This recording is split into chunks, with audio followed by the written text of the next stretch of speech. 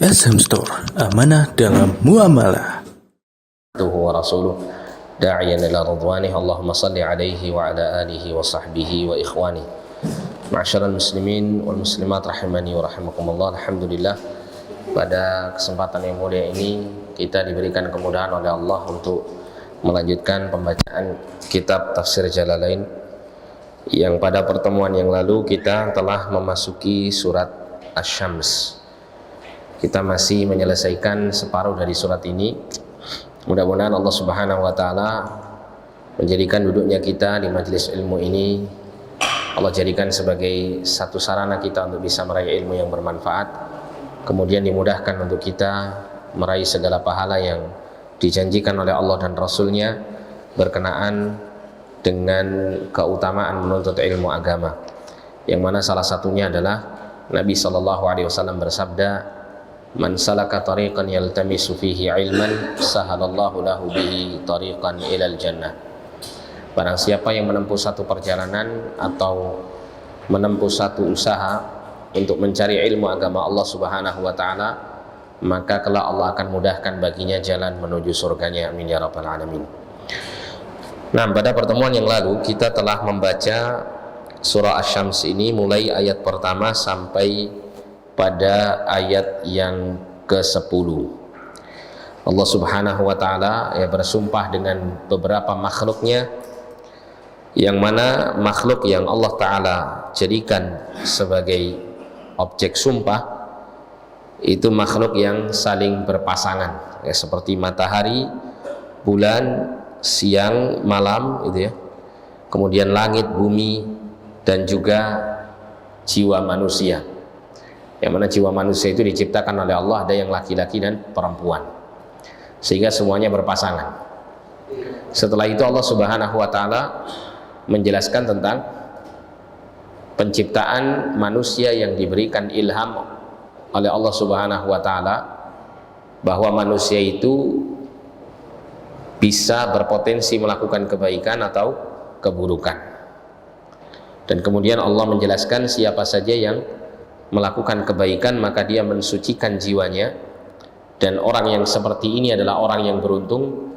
Kemudian siapa yang mengotori jiwanya dengan melakukan dosa-dosa dan kemaksiatan, maka orang yang seperti ini dia adalah orang yang merugi.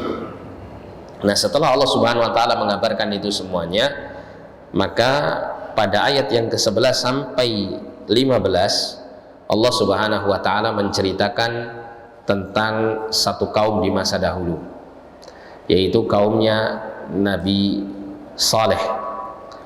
Tsamud itu kaum Nabi Saleh, dan Tsamud ini adalah termasuk dari bangsa Arab yang kuno, bangsa Arab zaman dahulu yang kemudian mereka dibinasakan oleh Allah Subhanahu wa taala karena durhaka kepada Allah dan nabinya, yaitu Saleh alaihissalam. Nah, setelah menyebutkan tentang jalan kebaikan dan keburukan, dan bagaimana Allah Subhanahu wa taala mengilhamkan kepada manusia potensi untuk berbuat baik dan buruk, maka setelah itu Allah memberikan contoh daripada keterangan yang Allah sebutkan itu. Jadi ada segolongan kaum yang mereka mengotori diri mereka, dan ada segolongan kaum yang membersihkan diri mereka. Kemudian kaum yang mengotori diri mereka dengan durhaka kepada Allah, tidak beriman kepada Rasul yang diutus di tengah mereka, maka mereka akan celaka, maka mereka mendapat kecelakaan. Sedangkan kaum yang taat kepada Rasulnya, maka kaum inilah yang akan diselamatkan oleh Allah Subhanahu wa taala. Nah, kemudian Allah ceritakan itu di dalam kisahnya Tsamud ini dengan Rasulnya, yaitu Saleh alaihissalam. Allah Ta'ala berfirman, "Kadzabat Tsamudu," telah mendustakan. Siapa yang mendustakan? Yaitu kaum Tsamud. Siapa yang didustakan? Rasulaha Salihan, Rasulnya yang didustakan, yaitu Saleh. Nama Rasulnya adalah Saleh. Bitaghwaha ay bisababi tughyaniha, dengan sebab kesesatannya, dengan sebab penentangannya, kesesatannya. Allah Subhanahu wa taala ya mengabarkan pada ayat ini tentang kedustaan yang dilakukan oleh Tsamud, yang kedustaan ini mengantarkan Tsamud ini melakukan perbuatan yang tughyan, yang melampaui batas, yang menyelisihi, yang menyesatkan, ya. Yang ini adalah merupakan gambaran bagaimana keadaan satu kaum itu ketika mengotori jiwanya, ya. Mereka mendustakan ya Rasulnya dan kemudian melakukan tindakan yang melampaui batas, ya, melakukan kezaliman.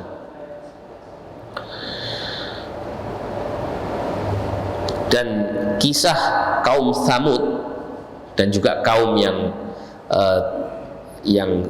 sama-sama ya dari bangsa Arab, yaitu kaum 'Ad, itu Allah Subhanahu wa taala tidak menceritakannya dalam kitab Injil maupun Taurat, tapi Allah hanya menceritakannya di dalam kitab Al-Qur'anul Karim. Ya, keduanya baik Tsamud maupun 'Ad itu sama-sama dari bangsa Arab.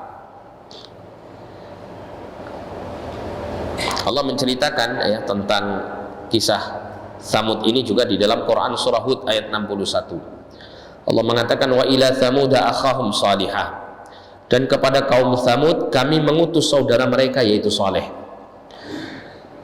Kalau kita perhatikan ya, utusan Allah itu selalu diutus dari kaum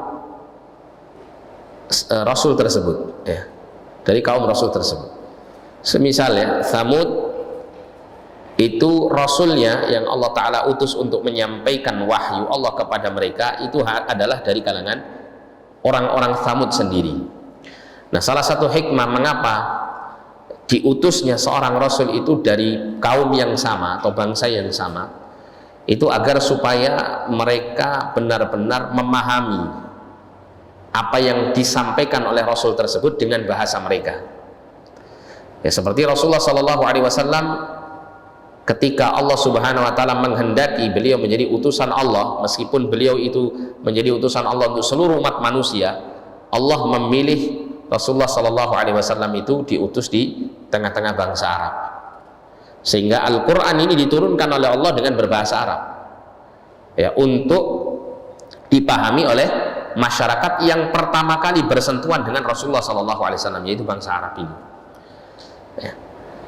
Kemudian meskipun Al-Quran dengan bahasa Arab, maka kemudian Al-Quran tetap menjadi pedoman untuk seluruh umat manusia, yang kemudian banyak manusia mempelajari bahasa Arab dan memahami Al-Quran dengan bahasa Arab tersebut, sehingga kemudian banyak yang menerjemahkan Al-Quran menjadi ya berbagai macam bahasa. Dan kemudian utusan Allah Subhanahu wa taala itu jika diutus ya di tengah-tengah satu kaum dan itu dipilih dari kaum mereka, itu agar supaya kaum tersebut mengerti sosok seorang Rasul ini dulu sebelum dia mengaku dirinya menjadi utusan Allah sampai dia menjadi utusan Allah, itu mengerti riwayat hidupnya. Dan selalu Allah Subhanahu wa taala menjaga keadaan para Rasul itu sebelum dia diangkat menjadi utusan Allah sampai dia diangkat menjadi utusan Allah. Ya, dan yang paling tampak di sini adalah Rasulullah Muhammad SAW, karena sirah beliau, perjalanan hidup beliau itu dipelajari mulai sebelum beliau diangkat menjadi utusan Allah. Ya, dalil-dalil yang menunjukkan tentang hal itu lebih banyak daripada dalil-dalil yang menunjukkan tentang para nabi-nabi terdahulu sebelum mereka diangkat menjadi utusan Allah. Ya. Akan tetapi ini memberikan gambaran kepada kita bahwa utusan Allah yang diutus di tengah-tengah satu kaum dari kaum mereka sendiri itu selalu orang yang terbaik di antara mereka. Terbaik dari sisi akhlaknya, terbaik dari sisi perangainya, dia termasuk ya orang yang tidak memiliki cacat di tengah-tengah umatnya. Nah, sehingga apa yang terjadi kalau Rasul itu dipilih dari orang yang seperti ini, maka apa yang disampaikannya itu akan pasti didengar, meskipun sebagian dari mereka akan mendustakannya. Akan tetapi sejak awal itu ketika dia menyampaikan itu pasti ada yang mau mendengarkannya, karena dikenal dia orang yang terbaik di tengah-tengah umatnya. Karena kalau misalnya ya, dia ini tidak dikenal orang yang terbaik, Maka yang terjadi adalah sejak awal dia mengaku dirinya utusan Allah, menyampaikan risalah Allah Subhanahu wa taala, itu langsung mental, Pak, di saat itu juga. Ya. Tidak ada seorang pun yang mungkin akan mengikuti Rasul seperti ini. Kenapa? Karena ya kamu itu dulunya begini kok tiba-tiba kamu ngaku utusan Allah. Nah, gitu. Nyambungnya dari mana? Kamu dulu pezina, kamu dulu perampok, pencuri, pembunuh, misal gitu ya, atau berakhlak buruk, moralmu bejat dan seterusnya. Kok tiba-tiba kamu ngaku dirimu utusan Allah? Kok bisa Allah mengutus kamu jadi utusan Allah di tengah-tengah kamu? Nah, gitu. Makanya kemudian rata-rata para rasul itu diangkat oleh Allah, mereka adalah orang-orang yang terbaik di antara kaum mereka. Qala ya qaumi ibudullaha ma lakum min ilahin ghairu. Yang diserukan oleh Saleh kepada kaumnya, dan seruan ini juga merupakan seruan utama seluruh para nabi dan para rasul kepada umatnya. Saleh mengatakan, wahai kaumku, u'budullah, beribadalah kalian kepada Allah, ma lakum min ilahin ghairu, yang mana tidak ada Tuhan bagi kalian yang berhak kalian sembah selain Allah Subhanahu wa taala. Nah, seruan tauhid ini adalah seruan yang diserukan oleh tiap-tiap rasul. Walaqad ba'atsna fi kulli ummatin rasulan an i'budullaha wajtanibut taghut. Ya, dan sungguh kami telah mengutus fi kulli ummatin, pada tiap-tiap umat seorang rasul, yang mana rasul ini selalu menyeru an i'budullah, hendaklah kalian menyembah kepada Allah, wajtanibut taghut, dan jauhilah oleh kalian at-taghut. Ya, sesembahan selain Allah Subhanahu wa taala. Ini seruan yang selalu didengungkan oleh para rasul di tengah-tengah umat, dan juga menunjukkan bahwasannya ya, kesyirikan itu pada tiap-tiap generasi manusia dan pada tiap-tiap bangsa-bangsa yang berbeda-beda itu mesti muncul fenomena kesyirikan ini, sehingga diutus selalu tengah-tengah mereka seorang rasul untuk mengajak mereka mentauhidkan Allah Subhanahu wa taala. Huwa ansha'akum minal ardi wasta'marakum fiha fastaghfiruhu thumma tubu ilaihi inna rabbi qaribun mujib. Dia telah menciptakanmu dari bumi atau dari tanah dan menjadikanmu pemakmurnya, pemakmur bumi ini. Karena itu mohonlah ampun kepadanya, kemudian bertobatlah kepadanya. Sesungguhnya Tuhanku sangat dekat dan memperkenankan doa hambanya. Ya, Allah Subhanahu wa taala ya menyampaikan tentang apa yang disampaikan oleh Saleh. Saleh mengingatkan kaumnya bahwa kalian itu, wahai kaumku, adalah manusia yang diciptakan oleh Allah dari tanah ini, dan Allah jadikan kalian pemakmurnya. Ini ada korelasi antara kita mengesahkan Allah dalam hal rububiyahnya dengan apa? Uluhiyahnya. Saleh memerintahkan umatnya untuk mentauhidkan Allah dalam hal uluhiyahnya. Wajib bagi mereka untuk beribadah hanya kepada Allah semata, tidak menyekutukan Allah dalam peribadatan. Dan setelah itu Saleh mengingatkan kepada mereka tentang tauhid rububiyah yang mereka yakini, yaitu Allah lah satu-satunya Tuhan yang menciptakan kalian, yang kalian itu diciptakan dari tanah dan kalian dijadikan sebagai pemakmur tanah ini atau pemakmur bumi ini. Ini tauhid ar-rububiyah. Dan corak dakwah yang seperti ini hampir seluruh rasul itu sama. Setiap kali mengajak umatnya untuk beribadah kepada Allah Subhanahu wa taala semata, pasti diingatkan tentang rububiyah Allah Subhanahu wa taala. Seperti seruan yang diperintahkan Allah untuk diserukan oleh Nabi Muhammad SAW kepada umatnya dalam Al-Quran surah Al-Baqarah. Allah berfirman, ya ayyuhan nasu u'budu rabbakum alladhi khalaqakum walladzina min qablikum la'allakum tattaqun. Wahai seluruh manusia, u'budullah, u'budu rabbakum, sembahlah oleh kalian Rabb kalian, Tuhan kalian, yang telah menciptakan kalian dan menciptakan umat sebelum kalian, agar supaya kalian menjadi orang-orang yang bertakwa.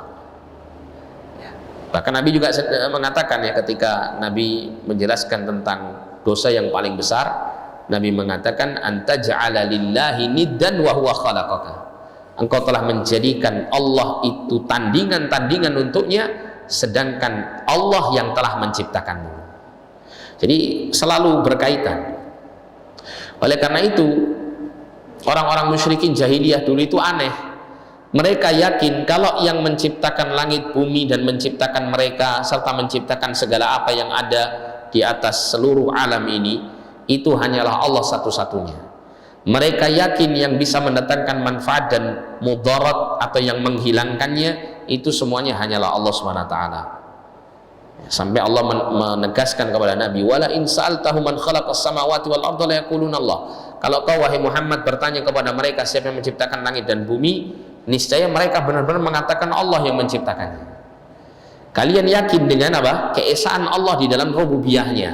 Tapi kenapa kemudian kalian tidak memenuhi konsekuensi dari ibadah itu, yaitu kalian hanya beribadah kepada Allah SWT saja? Kenapa kalian mengangkat Tuhan-Tuhan lain selain Allah Subhanahu wa Ta'ala? Ya. Jadi demikian keadaan orang-orang musyrikin sejak zaman dahulu, bahkan sampai ya nanti akhir zaman. Oleh karena dalam Al-Quran Allah mengatakan, wa ya'buduna min dunillahi ma la yadhurruhum wa la yanfa'uhum wa yaquluna haula'i syufa'una 'indallah. Dan mereka itu beribadah kepada Allah, kepada selain Allah. Mereka beribadah kepada selain Allah sesuatu yang tidak bisa memberikan manfaat atau mudarat untuk mereka. Jadi yang disembah selain Allah ini, sifat mereka, sifat Tuhan yang disembah selain Allah itu tidak bisa memberikan manfaat atau mudarat untuk mereka. Dan mereka yakini ini. Oleh karena itu selanjutnya Allah mengatakan, wa yaquluna, dan mereka mengatakan apa yang mereka katakan? Haula'i syufa'una 'indallah.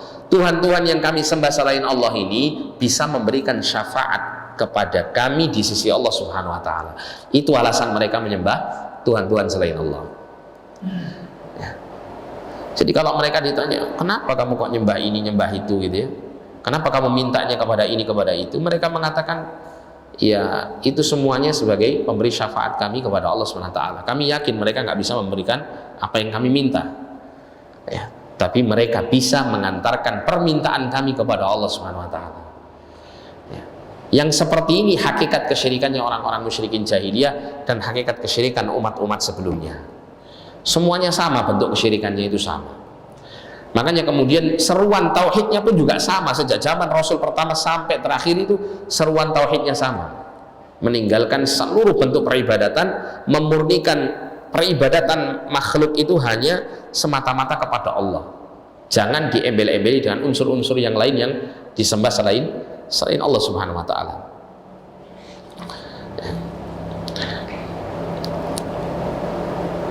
Jadi ini keadaan kaum Tsamud secara khusus ya dibahas di sini tentang apa? Keadaan mereka yang menyekutukan Allah Subhanahu wa Ta'ala. Ya, bahkan bekas perkampungan mereka itu masih ada di Jazirah Arabia. Jadi orang-orang itu bisa lewat di tempat-tempat seperti ini untuk bisa mengetahui bagaimana keadaan kaum Tsamud yang dulu mereka memiliki perkampungan itu, bagaimana perkampungan mereka itu. Jadi mereka itu memahat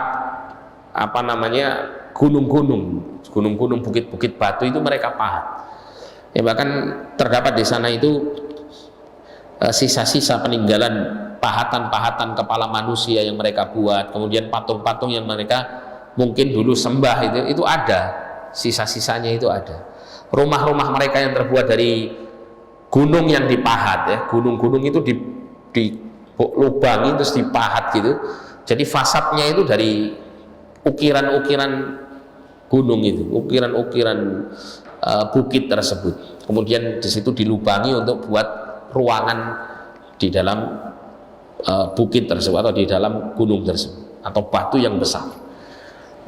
Itu yang mereka buat. Dan mungkin untuk membuat hal seperti ini sesuatu hal yang kayaknya sulit juga gitu ya. Ini Pak Kuyung bisa menjelaskan mungkin tentang arsitek, mengenai arsitektur bangunan yang dibuat dari ukiran gunung. Itu gimana cara buatnya? Itu ima ya, bisa jadi kaum Tsamud ini memiliki kekuatan yang besar ya. Karena kalau kita berpikir mungkin mereka memiliki alat-alat yang sederhana kan gitu ya, akhirnya butuh kekuatan yang besar untuk itu, untuk buat seperti itu. Atau bisa jadi mereka punya teknologi khusus untuk membuat rumah yang mereka pahat dari bagian gunung atau bagian bukit-bukit. Ya kita Allah alam tidak tahu ya. Karena memang sudah dibinasakan sehingga tidak diketahui bagaimana keadaan mereka dengan semua peninggalan-peninggalan yang mereka tinggalkan itu hanya menunjukkan bahwa mereka pernah ada. Jadi kaum Tsamud ini adalah kaum yang muncul setelah kaum 'Ad dibinasakan. Jadi kaum 'Ad itu sebelumnya ya. Kaum 'Ad itu kaumnya siapa, Pak? Nabi Hud alaihissalam ya. Nabi Hud alaihissalam. Ini lebih tua kaum 'Ad ini. Setelah dibinasakan oleh Allah SWT ada yang namanya kaum Tsamud. Ya, antara kaum Tsamud dengan kaum 'Ad wallahu alam terpaut berapa tahun saya tidak tahu. Cuman kaum 'Ad dulu baru kaum Tsamud. Nah, Nabi Saleh alaihissalam itu mengingatkan kepada kaumnya Tsamud ini, kaum Tsamud ini untuk mengingat keadaan kaum 'Ad yang disiksa oleh Allah SWT, diazab oleh Allah, dibinasakan oleh Allah karena menyelisih Rasulnya yaitu Hud alaihissalam. Akan tetapi peringatan-peringatan yang disampaikan Saleh alaihissalam ya, dengan memberikan contoh-contoh umat-umat terdahulu termasuk umat yang terdekat dengan mereka yaitu 'Ad yang sama-sama dari Jazirah Arabia, sama-sama bangsa Arab yang dibinasakan oleh Allah Subhanahu wa taala, itu mereka tidak membuat takut mereka kepada Allah Subhanahu wa taala. Mereka tetap berada di atas kesyirikan mereka. Inilah keadaan manusia itu kalau sudah ditutup ya, mata hatinya ditutup, hidayah untuknya sudah nggak akan sampai hati itu untuk bisa memahami. Yang muncul dalam hati itu kebencian-kebencian saja ya. Jadi kita bersyukur kepada Allah ketika kita diberikan hidayah oleh Allah untuk bisa benar-benar mengenal tauhid itu seperti apa konsepnya. Karena ada betapa banyak manusia itu yang sholatnya bareng dengan kita, tapi kalau ditanya tauhid itu nggak ngerti sama sekali ya. Taunya dia hanya tauhid rububiyah saja. Ketika ditanya apa itu tauhid itu, dia pasti mengatakan, oh tauhid itu adalah mengesahkan Allah. Mengesahkan Allah dalam hal apa? Dia selalu menjawabnya begini, mengesahkan Allah selaku Tuhan satu-satunya yang menciptakan, mengatur dan menguasai seluruh makhluknya. Titik, selesai ya. Mereka tidak menekankan konsekuensi dari keyakinan itu. Apa itu? Beribadah hanya kepada Allah SWT, sujudnya hanya kepada Allah, tawafnya hanya di rumah Allah untuk Allah gitu ya. Korbannya hanya untuk Allah, penyembelihannya, kemudian doa yang dipanjatkan itu hanya kepada Allah, tidak kepada yang lain atau bersama yang lain. Yang kemudian banyak kaum muslimin bahkan di masa kita sekarang yang ya semacam ini keadaannya. Mereka kurang paham dengan tauhid al-uluhiyah karena mereka sama sekali tidak ditekankan untuk memahami kaitannya dengan tauhid al-uluhiyah ini.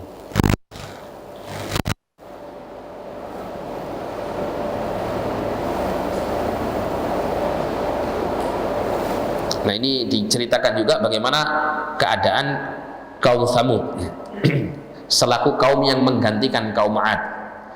Dalam Quran surah Al-A'raf ayat 74, Allah mengatakan wazkuru idz ja'alakum khulafa'a min ba'di 'adin wa bawwa'akum fil ardi tattakhiduna min suhuliha qusuran wa tanhituna al-jibala buyuta fadhkuru ala Allahi wa la ta'thaw fil ardi mufsidin.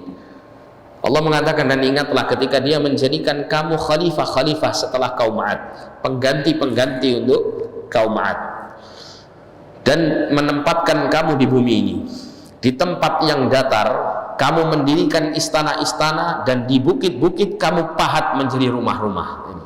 Allah menggambarkan bagaimana kehebatan kaum Tsamud ini dengan kemampuan arsitektur mereka untuk membuat rumah bukan dari kayu, bukan dari batu, dari bukit, dari gunung ya. Ini luar biasa ini. Maka ingatlah nikmat-nikmat Allah dan janganlah kamu membuat kerusakan di muka bumi dengan apa? Melakukan kesyirikan dan kemaksiatan. Ini diceritakan bahwa mukjizat Nabi Saleh alaihissalam itu adalah ketika kaum Tsamud itu berkumpul maka Nabi Shalih alaihissalam datang menghampiri mereka dan kemudian mengajak mereka untuk mentauhidkan Allah Subhanahu wa taala. Ya, menasihati mereka untuk meninggalkan kesyirikan. Akan tetapi mereka justru mengatakan, ya, sanggupkah engkau mengeluarkan seekor unta betina dari batu ini, sambil menunjuk ke sebongkah batu, dengan ciri-ciri seperti ini dan seperti itu kepada kami. Nah, kenapa kok tantangannya, ya, umatnya kaum Tsamud itu adalah mengeluarkan unta betina dari batu. Kalau unta jelas, ya, orang Arab itu sejak zaman dahulu sampai sekarang kenal namanya hewan unta. Tapi kok kemudian mengatakan keluarnya dari batu? Karena mereka memiliki teknologi bisa bikin rumah dari batu-batuan dan bukit-bukit itu, mereka bisa pahat, mereka bisa bikin rumah dari gunung-gunung. Ya, mereka ingin sesuatu yang lebih hebat dari teknologi mereka. Kalau memang kamu utusan Allah, wahai Saleh, maka datangkan mukjizat yang Allah berikan kepadamu, yaitu sesuatu yang lebih hebat dari apa yang bisa kita lakukan. Keluarkan unta betina itu dari batu. Unta betina dengan ciri demikian. Itu permintaan orang-orang kaum Tsamud. Ya. Kemudian setelah itu, ya, mereka meminta kepada Nabi Shalih alaihissalam untuk mengeluarkan unta betina tersebut dalam keadaan hamil 10 bulan dan memiliki badan yang lebih panjang daripada badan unta pada umumnya. Ya. Ini kan permintaan yang aneh gitu, ya. Jangankan untuk permintaan untuk keluar unta betina dari batu, untuk memenuhi permintaan ini, unta betina yang bunting 10 bulan kemudian apa?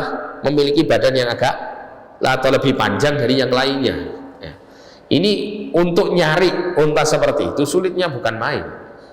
Karena tidak biasa gitu kan. Sesuatu yang tidak biasa ada pada diri unta pada umumnya yang mereka miliki. Ya. Untuk mencari itu. Lah, apalagi terus kemudian itu harus keluar dari batu.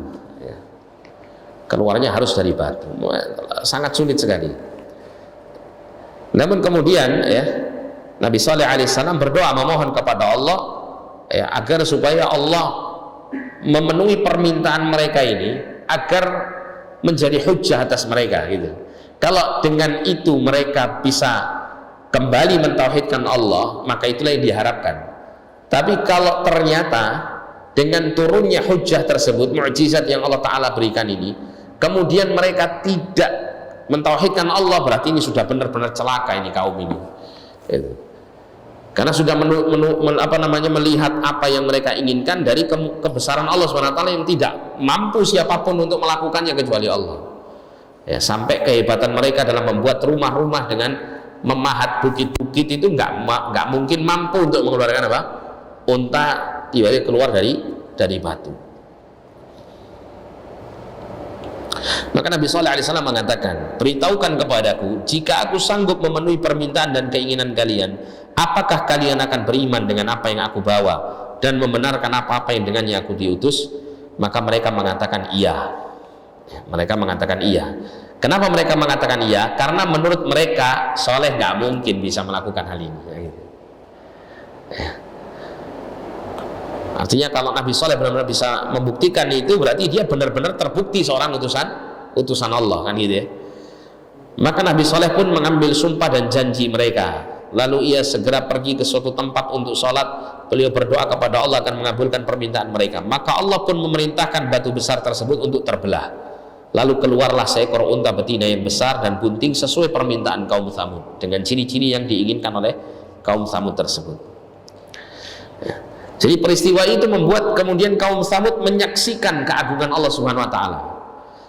Sesuatu yang mereka anggap mustahil yang mereka minta kepada Saleh, untuk supaya Saleh memintanya langsung kepada Allah Subhanahu wa taala sebagai bukti keagungan Allah, sekaligus bukti bahwa Saleh itu benar-benar utusan Allah. Ya, ternyata mereka bisa lihat yang sebenarnya mereka menganggap itu mustahil. Ya. Banyak dari mereka yang akhirnya beriman, ya.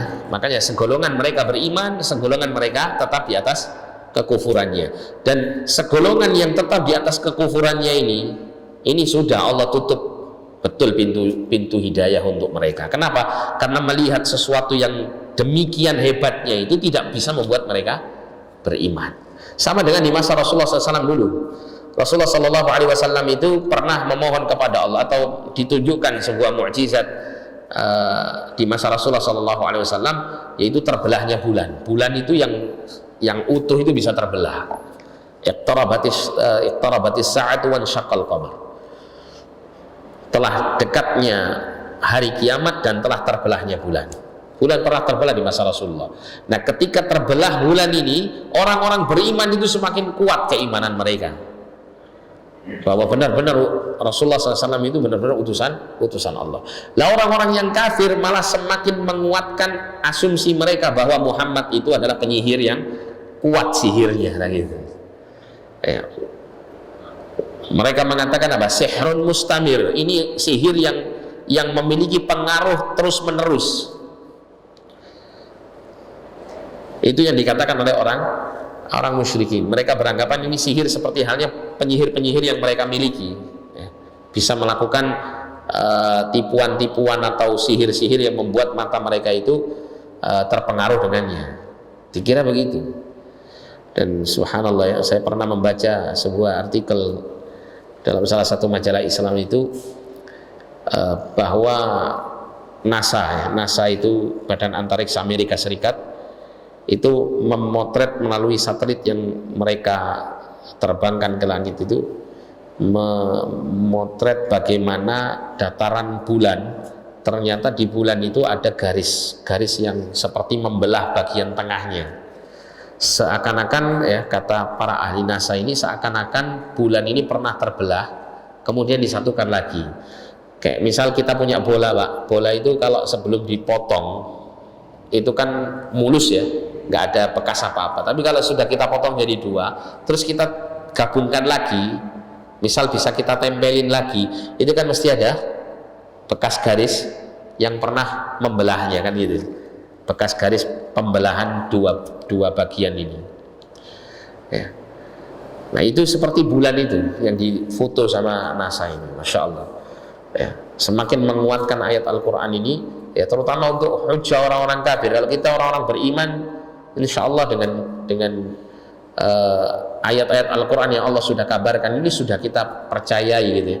Tapi orang-orang kafir kan membutuhkan pembuktian. Kalau itu kan kisah zaman dahulu, zaman Rasulullah dulu katanya pernah bulan itu terbelah. Lah untuk sekarang ini apa pembuktiannya kalau bulan itu pernah terbelah? Nah, itu salah satunya. Mereka sendiri juga yang membuktikan kebenaran ayat itu. Jadi keadaan kaum Tsamud juga demikian, ya. Keadaan kaum Tsamud, di antara mereka ada yang beriman, kemudian di antara mereka ada yang kafir dan tetap di atas kesesatannya. Allah ceritakan dalam Quran surah Al-A'raf ayat 75 sampai 76. Qala al-mala'u alladhina istakbaru min qaumihi lilladhina istud'ifu liman amana minhum ata'lamuna anna salihan mursalun min rabbih qalu inna bima ursila bihi mu'minun qala alladhina istakbaru inna billadhi amantum bihi kafirun. Jadi pemuka-pemuka yang menyombongkan diri berkata kepada orang-orang yang dianggap lemah, yaitu orang-orang yang telah beriman di antara kaumnya. Menjadi sunnatullah, ya, orang-orang yang menjadi tokoh-tokoh dan pemimpin-pemimpin, banyak di antara mereka yang tidak beriman kepada para nabi dan para rasul, ya. Justru orang-orang yang lemah, orang-orang yang benar-benar bersih dari tendensi-tendensi duniawi, itu yang paling mudah untuk menerima hidayah, ya. Ini menunjukkan bahwa orang-orang itu kalau sudah cinta dunianya berlebihan, itu akan menghalangi dia dari hidayah. Ya, para pemuka-pemuka ini gila jabatan, gila harta, ya, gila kedudukan, ya, gila semuanya, gitu, ya. Makanya sulit untuk dapat hidayah dari sisi Allah SWT. Karena kalau mengakui, oh iya, ya, ini Saleh ini benar-benar utusan Allah, terus ngikuti Saleh, nah ini apa kata pengikutnya, kan? Ya, itu pikiran mereka, ya, ketakutan mereka. Sama dengan para pemimpin-pemimpin zalim, ketika diserukan tauhid, diserukan agama ini, ya, yang mana kalau Allah Subhanahu wa taala menjanjikan siapa yang menolong agama Allah, Allah akan kokohkan kedudukan mereka. Tapi mereka tidak beriman dengan itu. Mereka takut kalau saya mengikuti, ya, apa yang dibawa oleh Rasulullah SAW dan orang-orang yang menyerukan menjadi estafet dakwah Rasulullah SAW ini mengajak kepada tauhid dan sunnah misalnya, nanti saya nggak bisa menjabat lagi karena pendukung-pendukung saya ini banyak yang tidak begitu. Nah, itu salah satunya. Itu adalah salah satu dari penghalang-penghalang hidayah itu masuk kepada para pemuka-pemuka. Disebutkan di sini mereka para pemuka-pemuka ini mengatakan, tahukah kamu bahwa Saleh adalah seorang rasul dari Tuhannya? Mereka menjawab, sesungguhnya kami percaya kepada apa yang disampaikannya. Maka kemudian orang-orang yang menyombongkan diri mengatakan, sesungguhnya kami mengingkari apa yang kamu percayai. Ya. Sebagian beriman, sebagian tidak beriman. Demikian pula ketika dakwah tauhid itu disampaikan, dakwah sunnah itu disampaikan, mesti akan terpecah menjadi dua. Ya, mesti akan tampak nanti perpecahannya, nah gitu. Ya, makanya kemudian banyak orang itu mengatakan dakwah tauhid dakwah sunnah itu memecah belah umat. Memecah belah umat itu menggolongkan mana yang hak dan mana yang batil, gitu. Mana yang mengikuti al-haq dan mana yang mengikuti al-batil. Sama dengan para rasul dulu. Para rasul dulu itu ketika menyampaikan dakwah yang benar dari Allah itu mesti dituduh macam-macam. Di antaranya apa? Memecah belah umat. Muhammad ini telah merusak persatuan, kan begitu. Yang dulu memang mereka bersatu, tapi bersatu di atas kebatilan, kan gitu ya. Mereka bersama-sama menyembah berhala, bersama-sama menghidupkan tradisi-tradisi yang buruk dari nenek moyang mereka yang mereka teruskan. Ketika datang Rasulullah SAW menyampaikan tauhid, mengajak mereka untuk beribadah sesuai dengan tuntunan Allah dan Rasulnya, ya, tuntunan wahyu, bukan sesuatu yang mereka buat-buat. Kan mereka kan membuat-buat banyak ibadah, kan itu. Selain mereka membuat-buat Tuhan selain Allah yang mereka jadikan sebagai tujuan ibadah mereka selain Allah. Yang kedua, mereka membuat-buat ibadah. Seperti contoh dalam Al-Quran Allah ceritakan, orang musyrik jahiliyah dulu, mereka itu tawaf di Ka'bah itu dalam keadaan telanjang bulat. Mereka buat aturan, laki-laki itu tawafnya di siang hari, kalau perempuan tawafnya di malam hari, tapi dengan cara tidak berbusana sama sekali. Dan yang mereka lakukan ketika keliling Ka'bah itu, mereka hanya tepuk tangan dan bersiul-siul saja. Jadi tepuk tangan, siul-siul, tepuk tangan, siul-siul gitu. Ya, akhirnya Rasulullah SAW turun, ya, menjadi utusan Allah Subhanahu Wa Taala, menyampaikan yang hak, dibenarkan itu semua cara-cara ibadahnya orang-orang kafir ini, keliru semuanya. Ya. Yang mereka sudah rubah-rubah, ya, sesuai dengan hawa nafsu mereka. Nah, kemudian setelah unta itu keluar, Nabi Shallallahu Alaihi Wasallam memerintahkan mereka agar tidak mengganggu unta tersebut. Allah Subhanahu Wa Taala berfirman tentang perkataan Nabi Shallallahu Alaihi Wasallam, Quran surah Al-A'raf ayat 73. Hadhihi naqatullahi lakum ayatan fadaruha ta'kul fi ardillah wa la tamassuha bisu'in fayakhudhakum 'adzabun alim. Inilah seekor unta betina dari Allah sebagai tanda untukmu. Biarkanlah ia makan di bumi Allah, janganlah disakiti. Ya, nanti akibatnya kamu akan mendapatkan siksaan yang pedih. Nanti di surah Asy-Syams ini juga diceritakan, ya. Diceritakan tentang keadaan ini, ya. Jadi Al-Quran itu satu dengan yang lain itu saling melengkapi. Kalau di surah Asy-Syams ini Allah hanya menceritakan kronologi peristiwanya, tapi kalau dalam Quran surah Al-A'raf ini Allah juga ceritakan bagaimana detailnya kronologi itu, dengan adanya dialog antara Nabi Saleh kepada umatnya, terus kemudian dikisahkan lebih detail daripada di Quran surah Asy-Syams, ya. Jadi Nabi Shallallahu Alaihi Wasallam meminta kepada kaum Tsamud untuk membiarkan unta betina itu memiliki waktu untuk minum, karena unta betina ini Allah jadikan dia menjadi salah satu tanda kebesaran Allah Subhanahu Wa Taala. Unta betina ini beda dengan unta yang lain. Kita tahu bahwa hewan unta itu minumnya banyak, Pak. Unta itu minumnya banyak. Kenapa? Karena memiliki kantong pada tubuhnya, yang mana air itu akan disimpan di kantong itu untuk sedikit demi sedikit dia minum pada saat perjalanan jauh di atas padang pasir. Makanya unta itu sangat-sangat cocok untuk kendaraan di padang pasir, medannya padang pasir, karena memang Allah ciptakan anatomi tubuhnya unta itu benar-benar sangat cocok dengan keadaan medan yang digunakan untuk unta ini melakukan perjalanan jauh. Diceritakan di sini dalam Quran yang surat yang lain, dalam Asy-Syu'ara ayat 155. Qala hadhihi naqatul laha syirbun wa lakum syirbu yaumin ma'lum. Dia Saleh menjawab, ini seekor unta betina yang berhak mendapatkan giliran minum, dan kamu juga berhak mendapatkan minum pada hari yang ditentukan. Jadi ada satu hari itu yang unta betina ini kalau sudah minum, itu minumnya sangat banyak, melebihi unta-unta yang lainnya.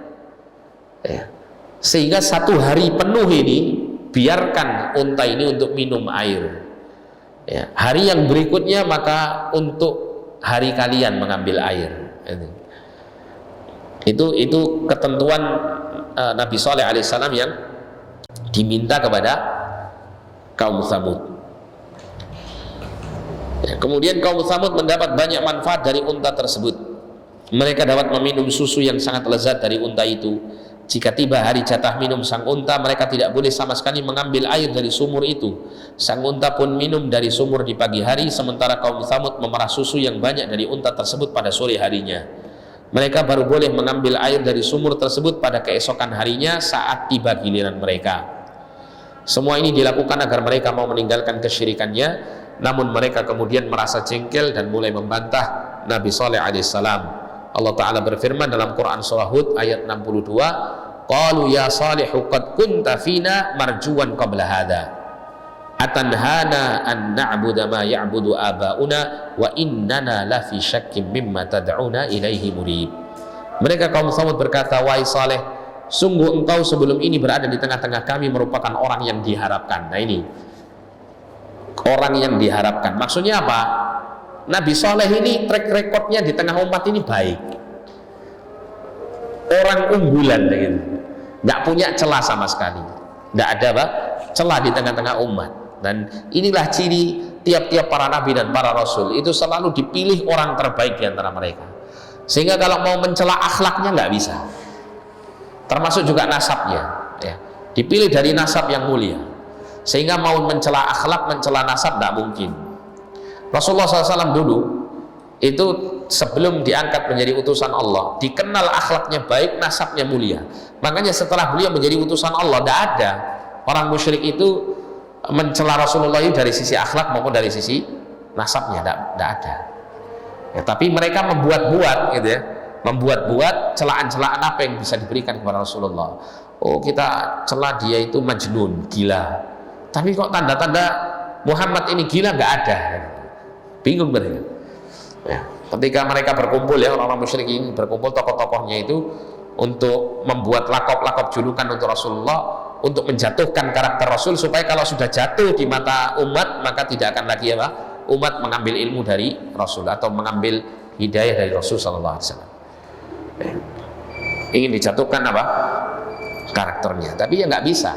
Oh, Muhammad dijuluki penyihir saja. Oh, nggak ada pada tanda-tanda diri Muhammad itu ada tanda-tanda si penyihirnya, nggak bisa kita katakan dia penyihir. Yang lain mengatakan begitu, yang menyangga.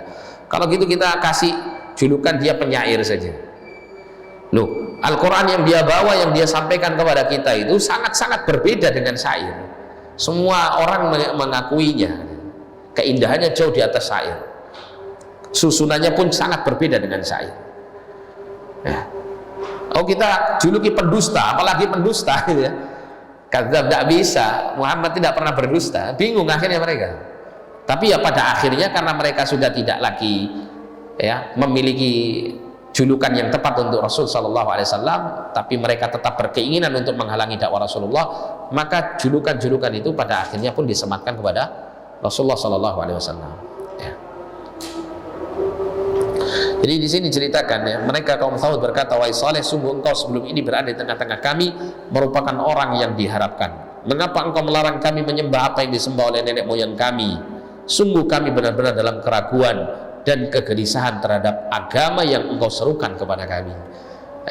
Jadi mereka goncang dengan seruan-seruan tauhid yang disampaikan oleh Nabi Shalih alaihissalam. Apalagi beliau membawakan mukjizat, bukti-bukti yang nyata dari Allah Subhanahu wa taala. Tapi karena kekuatan mereka dalam menjaga tradisi nenek moyang mereka ya di atas kesyirikan inilah yang kemudian membuat mereka ini menolak dakwah tauhid ini. Padahal sudah jelas-jelas nyata, bukti itu kelihatan di hadapannya. Ya. Kuasa Allah sudah Allah tunjukkan melalui unta yang biasa mereka perah susunya ini keluar dari batu. Ya. Yang kemudian mereka pada akhirnya ya bimbang antara mengikuti saleh dengan apa? Tetap mempertahankan tradisi nenek moyang mereka. Tapi pada akhirnya mereka memilih kesyirikan. Bahkan nanti pada ayat yang berikutnya diceritakan nanti ada orang dari kalangan kaum Tsamud yang dia bangkit terus kemudian menyembelih siapa? Menyembelih unta tersebut. Terus nggak peduli dengan itu gitu ya. Padahal dilarang untuk mengganggu unta tersebut apalagi membunuhnya. Insya Allah pertemuan berikut kita akan lanjutkan kisah ini. Kita cukupkan sampai di sini. Jazakumullah khairan barakallahu fikum. Kita tutup dengan doa kafaratul majlis. Subhanakallahumma wa bihamdika asyhadu an la ilaha illa anta astaghfiruka wa atubu ilaik. Sallallahu ala nabiyina Muhammadin wa ala alihi wa sahbihi wasallam. Wa akhiru da'wana alhamdulillahi rabbil alamin wa lakum minkum wassalamu alaikum warahmatullahi wabarakatuh.